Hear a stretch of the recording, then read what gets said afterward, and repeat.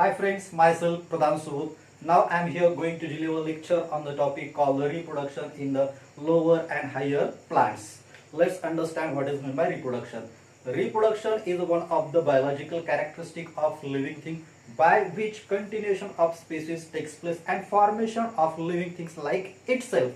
Let's understand the word reproduction. The word reproduction is formed of the two terms, that is the re and second one is the production. What is meant by re? Re means again. Re means again. And production means to form. To form. When something is going to form again and again, that time we can call it the reproduction. While studying the biology or about the living thing, reproduction is one of the biological characteristic of living thing, due to which it ensures the continuation of the species generation after generation and formation of living things like itself. म्हणजेच काय म्हणताय तर reproduction ही सजीवांची काय एक characteristic आहे. It is not defining characteristic but we can say that every living organism reproduce and produce the progeny or offspring like itself. तर रिप्रोडक्शनची आपण डेफिनेशन तयार करण्याचा प्रयत्न करूया, समजून घेऊया. तर रिप्रोडक्शन ही काय थोडक्यात सांगितल्याप्रमाणे बायोलॉजिकल प्रोसेस आहे. Biological process which ensure the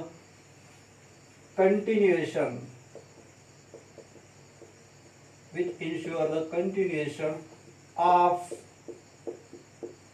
species generation after generation. तर थोडक्यात डेफिनेशन समजून घ्यायचा एक प्रयत्न करूया.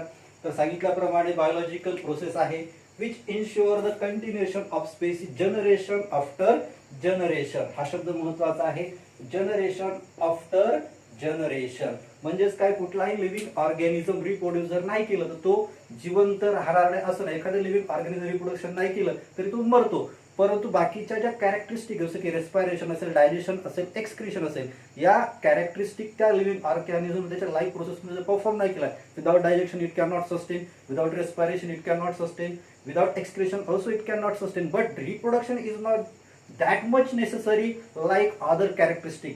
Then question may be rise in our mind, why living organisms reproduce. तर रिप्रोडक्शन करण्यामागचं महत्वाचं कारण म्हणजे काय असतं तर त्या कुठल्याही स्पेसिसचं काय झालं पाहिजे, कंटिन्युएशन झालं पाहिजे. काय झालं पाहिजे, कंटिन्युएशन. म्हणजे सध्या अस्तित्वात असलेली प्रजाती पुढे काही वर्षानंतर सुद्धा अस्तित्वात जर असावी असे वाटत असेल तर त्या सजीवानं काय केलं पाहिजे, रिप्रोडक्शन केलं पाहिजे. आणि रिप्रोडक्शन डेफिनेशन मध्ये आणखी थोडक्यात आपल्याला ऍड करता येईल.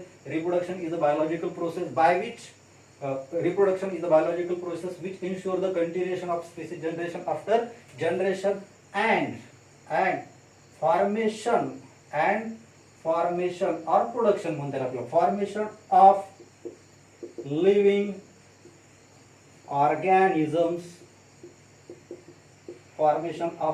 organisms like itself. हा शब्द सुद्धा इटसेल्फ सुद्धा महत्वाचा आहे. लाईक इटसेल्फ म्हणजे काय थोडक्यात समजून घ्या. कुठलाही लिव्हिंग ऑर्गॅनिझम ज्यावेळेस रिप्रोड्यूस करतो तर रिप्रोडक्शन करत असताना तो त्या सारख्याच स्पीसीजला काय करत असतो, जन्म देत असतो. जसं की उदाहरण, कॅट रिप्रोड्यूस करत असेल तर किटनला जन्म देणार नो डाऊट, डॉग असेल तर पपीजला जन्म देणार. म्हणजे त्या ठिकाणी लाईक इटसेल्फ. आता ज्यावेळेस आपण रिप्रोडक्शनचे दोन प्रकार बघतो, दोन प्रकार म्हणजे कोणते म्हणतील आपल्याला, एक सेक्सुअल रिप्रोडक्शन आणि दुसरा असेक्सुअल रिप्रोडक्शन. तर याच्यामध्ये थोडक्यात फरक आहे तो आपण लेटर ऑन समजून घेऊयात. परंतु या ठिकाणी इटसेल्फ म्हणजे कॅट किटनला जन्म देणार, डॉग पपीजला जन्म देणार. या ठिकाणी कधीच असं झालेलं नाही की कॅटनं चुकून डॉगला जन्म दिलेला, पपीजला जन्म दिला किंवा डॉगनं किटनला जन्म दिला. म्हणजे थोडक्यात लाईक इटसेल्फ. डेफिनेशन पर्यंत समजून घेण्याचा प्रयत्न करूयात. रिप्रोडक्शन ही बायोलॉजिकल प्रोसेस आहे. काय आहे, बायोलॉजिकल प्रोसेस विच इन्श्युअर करते. काय करते, इन्श्युअर करते, खात्री करते. कशाची, कंटिन्युएशन ऑफ स्पेसिसची. स्पेसिस म्हणजे कुठलीही वाटली आपण त्याला प्रजाती म्हणतो. कॅट झालं, डॉग झालं, हॉर्स झालं, मंकी झालं, या सर्व स्पेसिस आहेत. आपण ह्युमन बिंग सुद्धा काय एक स्पेसिसचं उदाहरण आहे. Definition, biological process by which ensure the continuation of species generation after generation and formation of living organism like itself. स्वतः सारखेच लिव्हिंग थिंग काय करणं, तयार करणं. आता आपण बघूयात रिप्रोडक्शनचे प्रकार किती आहेत. तर रिप्रोडक्शनचे मुख्य दोन प्रकार पडतात, ते म्हणजे एक असेक्झुअल रिप्रोडक्शन आणि दुसरा प्रकार म्हणजे सेक्झुअल रिप्रोडक्शन. आता सांगितल्याप्रमाणे रिप्रोडक्शनचे किती दोन प्रकार पडतात, दोन प्रकार. कुठले कुठले? एक प्रकार म्हणजे असेक्झुअल रिप्रोडक्शन आणि दुसरा प्रकार म्हणजे व्हॉट, सेक्झुअल रिप्रोडक्शन. ओके, तर आता या दोन रिप्रोडक्शन मध्ये थोडक्यात काय फरक आहे तो समजून घ्या. जे असेक्झुअल रिप्रोडक्शन असतं ते होत असतं लोअर ॲनिमल्स मध्ये, म्हणजे सिंपल स्ट्रक्चर असलेल्या ॲनिमल्स मध्ये, आणि जे सेक्झुअल रिप्रोडक्शन होत असतं ते होत असतं कॉम्प्लेक्स ॲनिमल्स मध्ये. जसं की आपण कॉम्प्लेक्स ॲनिमल, कारण आपल्यामध्ये बऱ्याच काय आहेत, डायजेस्टिव्ह सिस्टीम, एक्सक्रिशन, सर्व प्रोसेस आहेत, म्हणजे ज्यामध्ये रिप्रोडक्टिव्ह सिस्टीम सुद्धा एक प्रोसेस आहे. तर थोडक्यात असेक्झुअल रिप्रोडक्शन आणि सेक्झुअल रिप्रोडक्शन हे रिप्रोडक्शनचे काय पडतात, दोन मुख्य काय पडतात, प्रकार पडतात. दोन रिप्रोडक्शन मध्ये समजून घ्या असेक्झुअल रिप्रोडक्शन आणि सेक्झुअल रिप्रोडक्शन मध्ये काय फरक आहे. या ठिकाणी बघूयात आपण. एखादा लिव्हिंग ऑर्गॅनिझम असेल, काय असेल, एखादा लिव्हिंग ऑर्गॅनिझम. सांगितल्याप्रमाणे हा लिव्हिंग ऑर्गॅनिझम आहे, त्याला आपण मेल आहे का फिमेल असं क्लासिफाय करू शकत नाही. तर काय करतो हा लिव्हिंग ऑर्गॅनिझम, त्याच्यासारख्याच दुसऱ्या कशाला, लिव्हिंग ऑर्गॅनिझमला काय करतो, जन्म देतो. तर याला आपण म्हणतो रिप्रोडक्शन. आता ज्यावेळेस एक लिव्हिंग ऑर्गॅनिझम सारख्या दुसऱ्या लिव्हिंग ऑर्गॅनिझमला जन्म देतोय, त्यावेळेस जर युनिपॅरेंटल असेल, म्हणजे एकच पॅरेंट असतील, तर आपण असेक्झुअल म्हटलं. तर हा जो लिव्हिंग ऑर्गॅनिझम आहे तो काय असतो, त्या लिव्हिंग ऑर्गॅनिझमचा पूर्णपणे काय असतो, क्लोन असतो. काय असतो, क्लोन. क्लोन म्हणजे काय, या शब्दाचा अर्थ समजून घ्या, खूप महत्वाचा आहे. क्लोन म्हणजे हा लिव्हिंग ऑर्गॅनिझम जेनेटिकली आणि मॉर्फॉलॉजिकली, म्हणजे त्याचं जेनेटिक मेकअप आणि त्याचं एक्सटर्नल अपीअरन्स काय होतं, तर त्याचं जेनेटिक मेकअप आणि एक्सटर्नल अपीअरन्स मॉर्फॉलॉजी आहे ती कुणासोबत रिसेंबल करते, त्याच्या पॅरेंट सोबत. कुणासोबत रिसेंबल करते, पॅरेंट सोबत. परंतु असेक्झुअल रिप्रोडक्शन जर बघितलं आपण, तर जसं की सांगितल्याप्रमाणे सेक्झुअल रिप्रोडक्शन हे दोन पॅरेंट्स असतं. एका पॅरेंटला आपण मेल म्हणतो आणि दुसरा पॅरेंट म्हणजे काय म्हणतात आपल्याला, फिमेल म्हणता येईल. हे जे दोन सिम्बॉल आहेत त्या सिम्बॉलला लक्षात ठेवा, मेल म्हणतात, त्या सिम्बॉलला काय म्हणतात, फिमेल म्हणतात. तर ज्यावेळेस सेक्झुअल रिप्रोडक्शन होत असतं तर मेल काय तयार करतो बरं, गॅमेट्स कोणतं तयार करतो, स्पर्म तयार करतो. आणि फिमेल गॅमेट कोणतं तयार करतो, ओव्हम तयार करतो. आपण याला काय म्हणतो, आपण स्पर्म, आणि याला काय म्हणतो आपण, ओव्हम म्हणतो. काय म्हणतो, ovum. Okay, sperm and ovum. त्यानंतर स्पर्म आणि ओव्हम काय होतात, फ्यूज होतात. काय होतात, फ्यूज. आणि फ्यूज झाल्यानंतर काय तयार होतो, झायगोट. काय तयार होतो, झायगोट. झायगोट म्हणजे काय, तर या ठिकाणी एक कंप्लीट 46 क्रोमोझोम नंबर असलेली एक काय तयार झालेली आहे, सेल तयार झाली. आता या ठिकाणी या झायगोटचा जेनेटिक मेकअप जर पाहिला आपण तर किती क्रोमोझोम असतात, 46. तर हे 46 येण्यासाठी स्पर्म कडून कॉन्ट्रीब्युट केले जातात 23 क्रोमोझोम्स आणि ओव्हम कडून कॉन्ट्रीब्युट केले जातात 23 क्रोमोझोम. म्हणजेच थोडक्यात ही काय असते, स्पर्म ही एक हॅप्लॉइड सेल असते, ओव्हम ही काय असते, हॅप्लॉइड सेल असते. या दोन हॅप्लॉइड सेल एकत्र येऊन 46 क्रोमोझोम नंबर असलेली काय तयार करतात, एक डिप्लॉइड सेल तयार करतात. आणि ज्यावेळेस ही डिप्लॉइड सेल मदरच्या बॉडीमध्ये काय होते, मायटॉटिक डिव्हिजन करते. काय करते, मायटॉटिक डिव्हिजन. म्हणजे एका सेलच्या 2 सेल, त्या 2 सेलच्या 4 सेल, 8 सेल असं होत त्या ऑर्गॅनिझमची काय होत राहते, निर्मिती होत राहते. म्हणजे पूर्ण होल बॉडी काय होते, फॉर्म होते. फरक इथं समजून घेण्यासारखा असा आहे की असेक्झुअल रिप्रोडक्शन मध्ये एका लिव्हिंग ऑर्गॅनिझमने दुसऱ्या लिव्हिंग ऑर्गॅनिझमला जन्म दिला, जो की आपण क्लोन म्हटलं. क्लोन काय म्हटलं, कारण तो जेनेटिकली मॉर्फॉलॉजिकली या लिव्हिंग ऑर्गॅनिझम काय सोबत काय करतो, कॅरेक्टर्स किंवा जेनेटिक मेकअप काय करतो, मॅच करतो. परंतु या ठिकाणी तयार झालेला जो ऑफस्प्रिंग असेल, तो offspring not genetically, not morphologically resemble its characteristic with the either its maternal or paternal characteristic म्हणतात. म्हणजे थोडक्यात मदर किंवा फादर सोबत कॅरेक्टर त्यांचे काय करत नाही, रिसेंबल करत नाही. असं काय झालं, तर ज्यावेळेस स्पर्म आणि ओव्हम एकत्र येतात त्यावेळेस काय होत असतं, क्रोमोझोमचं रिकॉम्बिनेशन होत असतं. काय होत असतं, रिकॉम्बिनेशन. का होतं रिकॉम्बिनेशन, त्या ठिकाणी मॅटर्नल आणि पॅटर्नल क्रोमोझोमचं क्रॉसिंग ओव्हर होतं. म्हणजेच त्या ठिकाणी क्रोमोझोम काय होतात, मिक्स होतात. आणि मिक्स झाल्यानंतर हा जो काही यंग वन असेल तो या मदर आणि फादरचे कॅरेक्टर तर दाखवतोच, परंतु त्याच्यामध्ये क्रोमोझोम मिक्स झाल्यामुळे नवीन सुद्धा कॅरेक्टर काय होतात, तयार होतात. म्हणजेच या ठिकाणी रिप्रोडक्शन मार्फत, म्हणजे सेक्झुअल रिप्रोडक्शन मार्फत तयार झालेला लिव्हिंग ऑर्गॅनिझम असेक्झुअली प्रोड्यूस झालेला लिव्हिंग ऑर्गॅनिझम सारखा काय नसतो, क्लोन नसतो.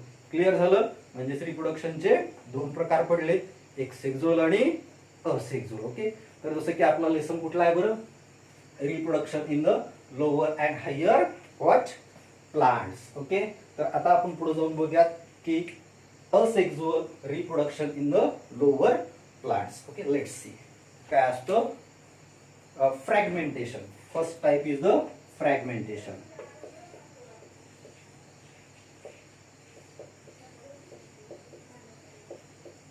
चला बघूयात फ्रॅगमेंटेशन म्हणजे काय. तर फ्रॅगमेंट म्हणजे धागा. एखादा multicellular organism, simple multicellular organism असेल, त्याची बॉडी फिलामेंट जर असेल तर त्या फिलामेंटस मल्टीसेलुलर ऑर्गॅनिझमची बॉडी काय होते, ब्रेक होते. कशामध्ये, फ्रॅगमेंट्स मध्ये. आणि जेवढे काय त्याचे फ्रॅगमेंट्स तयार झालेले असतील त्या प्रत्येक फ्रॅगमेंट पासून काय तयार होतो, नवीन इंडिव्हिज्युअल तयार होतो. त्याचं एक उत्तम उदाहरण आपल्याला घेता येईल एक्झाम्पल फ्रॅगमेंटेशनचं, ते म्हणजे आहे स्पायरोगायरा. स्पायरोगायरा काय आहे, वॉटर बॉडी मध्ये सापडणारं मल्टीसेलुलर एक अल्गीचा प्रकार आहे. कशी असते अल्गी बघूयात आपण. तर या प्रकारे स्पायरोगायरा असतो बघा, वॉटर बॉडी मध्ये सापडतो, ग्रीन कलर मध्ये असतो, त्याची फिलामेंटस बॉडी असते. या प्रकारे आपल्याला म्हणता येईल.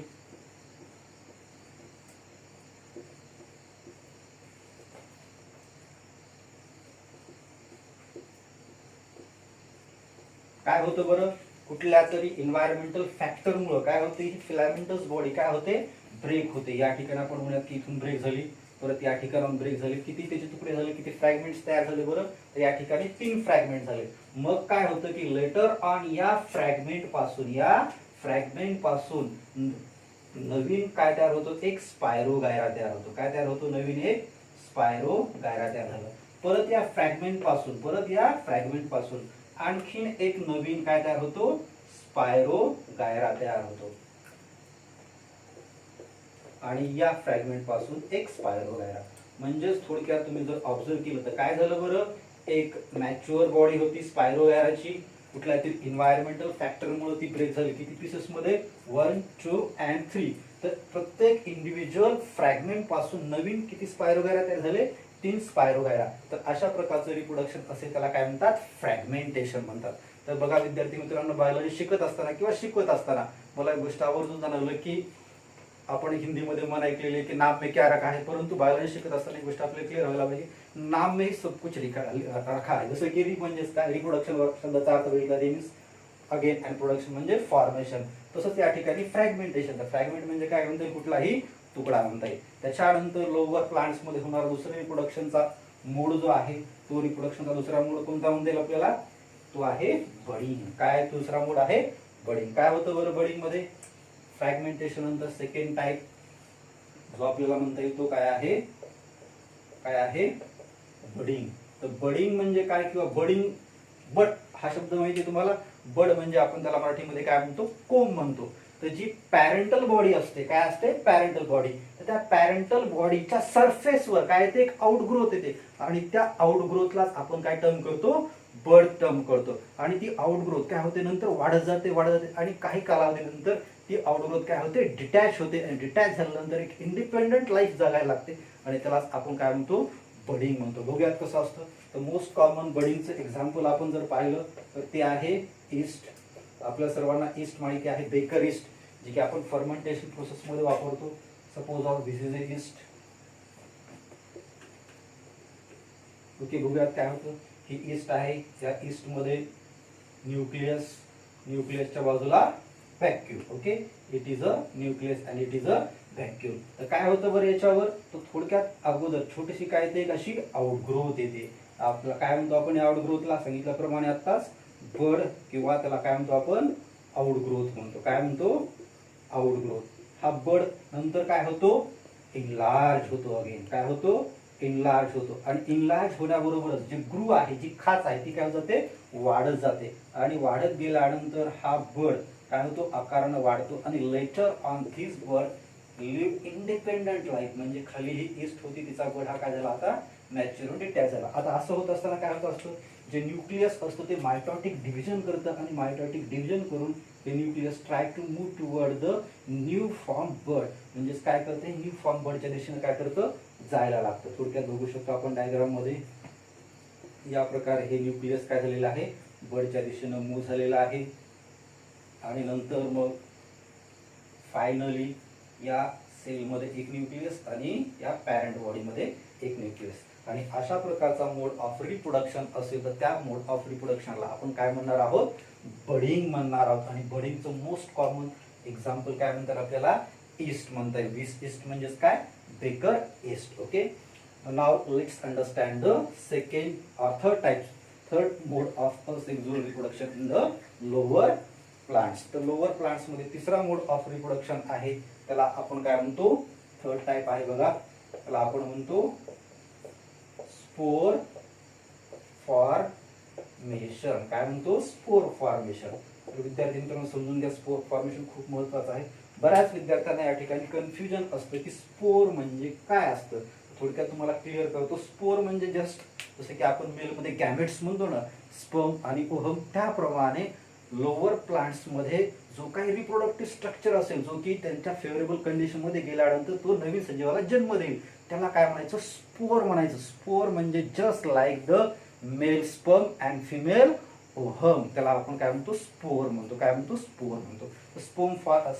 स्पोर फॉर्मेशन, स्पोरचे एकूण 2 प्रकार पडतात बघा। स्पोरचे किती प्रकार पडतात, 2 प्रकार पडतात। 2 प्रकार म्हणजे एका प्रकाराला आपण म्हणतो झू स्पोर। काय म्हणतो, झू स्पोर। आणि दुसऱ्या प्रकाराला म्हणतो आपण काय म्हणतो, कोनिडिया। काय म्हणतो आपण, कोनिडिया। तर जे झू स्पोर आणि कोनिडिया आहे त्यांच्यामध्ये काय फरक आहे थोडक्यात समजून घेऊयात। तर झू म्हणजेच काय, तर या शब्दाचा अर्थ समजून घ्या। झू म्हणजे मोटाईल।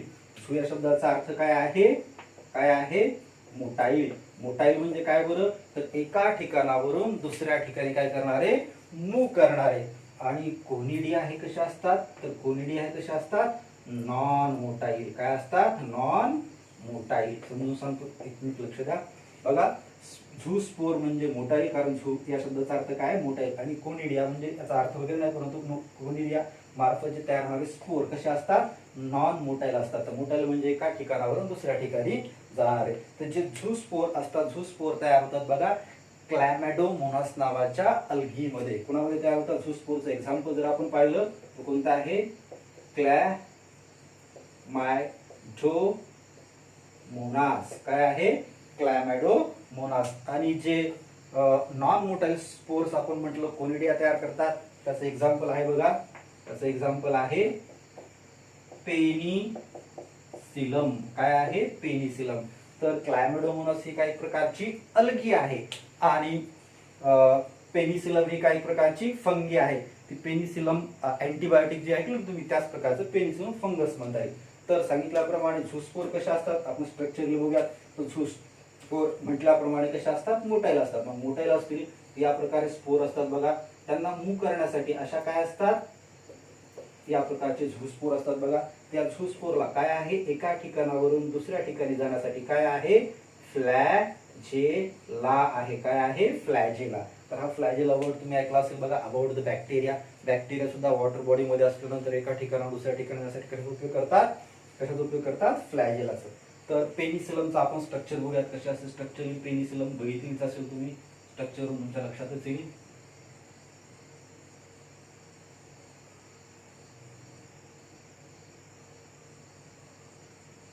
या प्रकारचं स्ट्रक्चर असतं आणि याच्यावर अशा चेनच्या फॉर्म मध्ये 1, 2 किंवा एक, काही ठिकाणी 3 असू शकतात, काही ठिकाणी 1 असू शकतं, काही ठिकाणी अशी लॉंग काय असू शकते, चेन असू शकते। ही जी लॉंग चेन आहे, या लॉंग चेनला आपण जे काही स्पोर असतील हे सर्व काय आहेत, स्पोर आहेत। आणि या स्पोरला आपण काय म्हणतो, कोनिडिया म्हणतो। काय म्हणतो, कोनिडिया। तर या ठिकाणी आपण स्पोर फॉर्मेशन बघितलं। तर ज्यावेळेस स्पोर आपण बनतो तर स्पोरचे 2 प्रकार असतात, एक मोटाईल स्पोर आणि दुसरा प्रकार म्हणजे कोणता म्हणता येईल, non motile spore. Motile spore काय होतात, तर कुठल्याही एका ठिकाणावरून दुसऱ्या ठिकाणी काय करतात, मूव्ह करू शकतात, कारण का त्यांना मूव्ह करण्यासाठी काय असते, फ्लॅजेला असतात। आणि जे नॉन मोटाईल स्पोर्स असतात त्याला काय म्हणतात, कोनिडिया म्हणतात। काय म्हणतात, कोनिडिया। जे की नॉन मोटाईल का असतात हे कळलं तसं तुम्हाला या ठिकाणी फ्लॅजेला आहे, या ठिकाणी कुठल्याच प्रकारच्या एका ठिकाणाहून दुसऱ्या ठिकाणी मूव्ह करण्यासाठी काय नाहीये, फ्लॅजेला नाहीये। क्लिअर आहे। त्याच्यानंतर या टॉपिकचा लास्ट पॉइंट किंवा लास्ट सेक्सुअल रिप्रोडक्शनचा मोड जो आहे तो आपण बघूयात। त्याला आपण काय म्हणतो, बायनरी फिजन। काय म्हणतो आपण त्याला, बायनरी फिजन। असेक्झुअल रिप्रोडक्शनचा लास्ट मोड जो म्हणतात आपल्याला binary fission. Let's understand the binary fission. Binary fission. Okay, तर बायनरी फिजन या शब्दाचा अर्थ आपण समजून घ्या. बाय केमिस्ट्रीमध्ये झाला असेल तुम्हाला वर्ड बायनरी. बाय म्हणजे किती बरं? दोन. बायनरी म्हणजे काय? दोन. तर बायनरी म्हणजे दोन. दोन म्हणजे थोडक्यात एखादी गोष्ट आपल्याला जर एका भागातून दोन भागामध्ये डिवाइड असेल आपण काय म्हणतो? बाय किंवा टू म्हणतो. मग काय होतं बायनरी फिजन मध्ये बरं? जी पॅरेंट बॉडी असते काय होते? डिवाइड होते. किती भागांमध्ये? दोन इक्वल भागामध्ये. समजून घ्या. Suppose all it is a parent body. It is a parent body. He parent body आहे. ज्यावेळेस बायनरी फिजन होतं त्यावेळेस असा ग्रू तयार होतो त्या लिव्हिंग ऑर्गॅनिझम मध्ये आणि ग्रू डीपर जातो आणि त्याच्यानंतर डीपर झाल्यानंतर तो लिव्हिंग ऑर्गॅनिझम काय होतो? दोन फॉर्म मध्ये काय होतो? ब्रेक होतो. म्हणजे अगोदर एक सिंगल होता, नंतर त्याचं डिव्हिजन झालं. डिव्हिजन झाल्यानंतर त्याचे काय तयार झाले? आता दोन इंडिपेंडंट इंडिव्हिज्युअल तयार झाले. त्याचं उदाहरण म्हणजे आपल्याला मोस्ट नोन असलेलं एक्झाम्पल म्हणजे काय? अमिबा. तर अमिबा प्रत्येकाने बघितलेला आहे. अमिबा हा इरेग्युलर शेपचा असतो. कसाही काढू शकतो आपण. या प्रकारे हा अमिबा झाला. या अमिबाचं ज्यावेळेस काय होतं? बायनरी फिजन होतं. तर काय करतो हा अमिबा? हे न्यूक्लियस त्याचं झालं. तर काय होतं? त्याच्यामध्ये डिव्हिजन होतं. काय होतं? डिव्हिजन. या प्रकारे तो काय करतो? डिवाइड व्हायला लागतो. डिवाइड व्हायला लागतो म्हणजे थोडक्यात त्याच्यामध्ये काय तयार होतं? अशी एक ग्रू तयार होते. काय तयार होते? अशी एक ग्रू तयार होते. ग्रू म्हणजे काय म्हणतात आपल्याला? खाच म्हणता येईल. आणि खाच झाल्यानंतर हे जे काही न्यूक्लियस असेल ते न्यूक्लियस सुद्धा काय होते? इक्वली डिस्ट्रीब्यूट व्हायला लागतं. परत ही ग्रू काय होते? डीप जाते. काय होते? आणखी डीप जायला लागते. आणि डीप बघा ही ग्रू आणखी डीप गेली आपण बघू शकतो. आणि त्याच्यानंतर न्यूक्लियस सुद्धा सायमल्टेनियसली मधातलं काय होतं? इक्वली डिस्ट्रीब्यूट होतं.